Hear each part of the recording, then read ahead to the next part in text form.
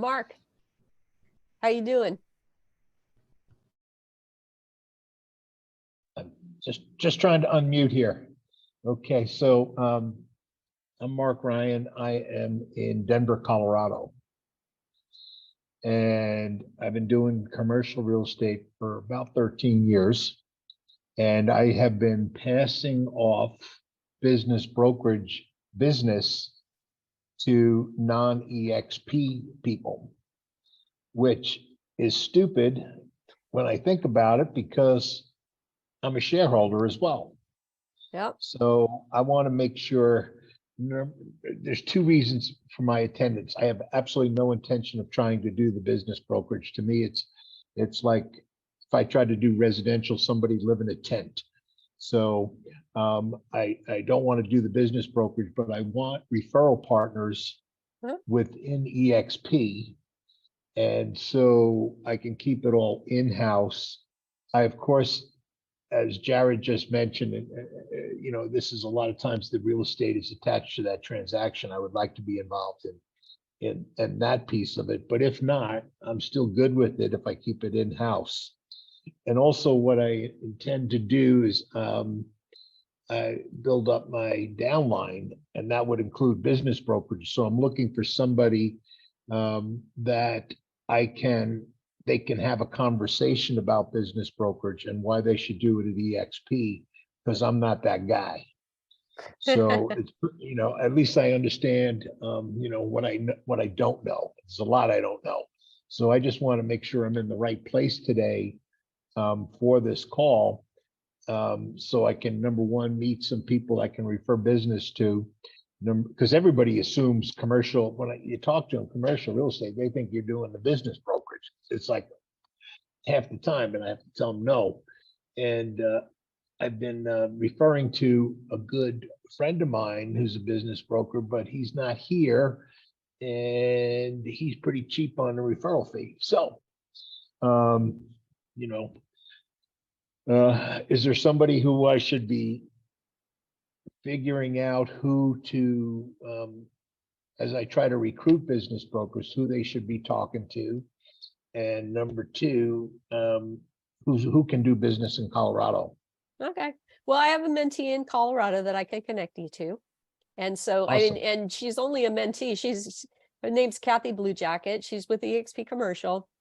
She's sold tons of businesses over the years, but she came into my mentee program because she hadn't sold businesses in a couple of years. She had been doing some residential stuff, and I think she hadn't done her 3 transactions in the last year or something like that.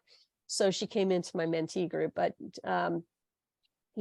she's sold probably a couple hundred businesses over the last 10 years or something like that. So she's pretty well versed in it.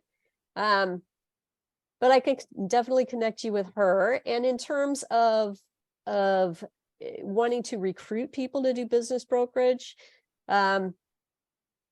we're working with, I've kind of requested from the marketing team that they provide us with some type of a deck or a couple of slides at least on business brokerage, because the eXp Commercial Explained and all of that has great talk about the tools and the tech and the benefits of being with eXp Commercial. And it mentions business brokerage on one slide in one space, and then that's it. And so that's exactly my point. Yeah. So, I've had other people reach out to me and say, hey, can you get on a Zoom call with me and somebody that I'm trying to recruit over into eXp and talk to them about business brokerage and answer their questions? Like, yeah, sure. Just, go to my calendar link and schedule. And so I have a calendar link at schedulewithtanya.com. So it's pretty easy for most people to remember. But you can always book time on my calendar that way if you have a need. And the other, there are other people that are transacting businesses. And, you may want to reach out to Kathy since she's in Colorado, if you're recruiting people that are in Colorado, and maybe ask her if she can have a conversation with them too. So what I've found within eXp is that most of the people are pretty collaborative and willing to share information and willing to help you out. You just have to ask. Hey, if I could speak to the point that Jared was making, and you as well. My name's Doug Sullivan. I'm in Florida, and I'm both a CCIM and a CBI, and I'm also a SEPA, which is an exit planning advisor. Yeah. And they all to answer or to address that, whether commercial real estate and business brokerage work hand in hand. In my experience, I was a CCIM first and a CBI, but as a business broker, when a commercial realtor comes to you with a property and says, "Hey, I've got this listing, and there's a business on it. Will you sell the business and I'll co-broke with you?"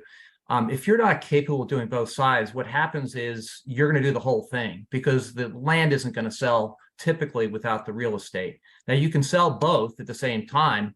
Like I've done situations like particularly private equity doesn't want to own real estate because the return on real estate is somewhere, cap rates are 6.5.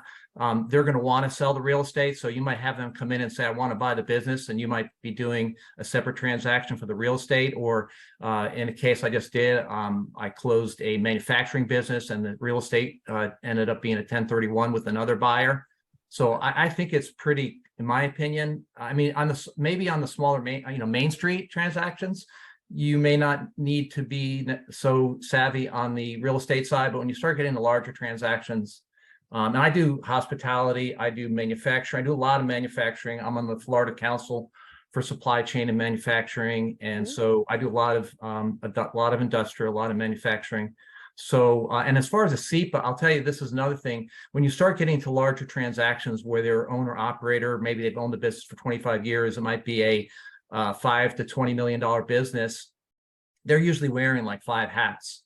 And so when you go to sell that business, and a lot of times you're selling to a small private equity or family office that doesn't really want to operate it, and they realize that this person wants to retire in 60 days, that's going to be an issue. It might actually be unsellable because they don't want to come in and have to be the salesman, the plant manager, and everything else, chief bottle washer.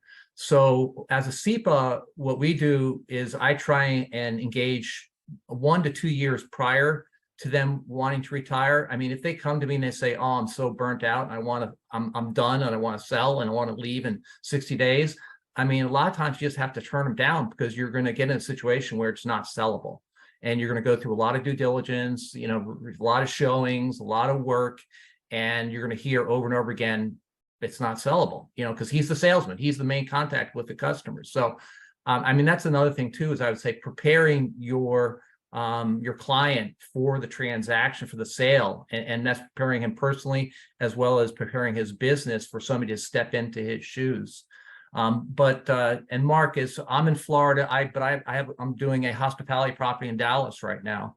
So we do work across borders. I'm working with an eXp agent in Dallas. I believe in Texas is one of those states where you may have to be licensed, but there's also, this is a real accommodation real estate hospitality transaction. So, and same as what you're saying is I don't want to give it to somebody else. So I'm going to find an eXp person. And he actually ended up choosing me to be his mentor, which is great as well.